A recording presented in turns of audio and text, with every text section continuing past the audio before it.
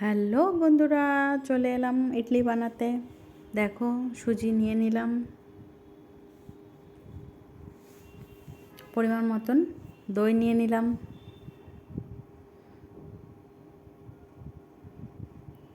ভালো করে মিক্সড করে জল দিয়ে দিলাম, ভালো করে গুরু গুরু গুরু গুরু গুরু গুরু গুরু গুরু করে মিক্সড করে নিলাম। এবার দেখো, লবণ দিয়ে দিলাম, এতে তেল ব্রাশ করে নিলাম,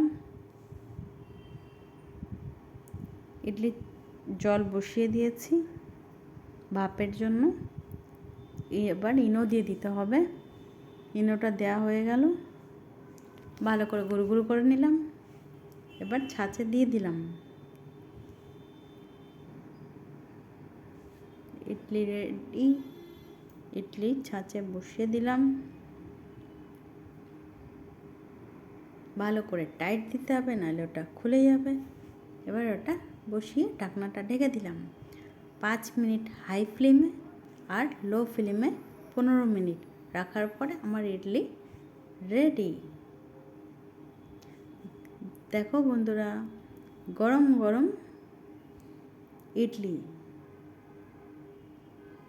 আর একদম নরম নরম। কে কে খাবে চলে এসো।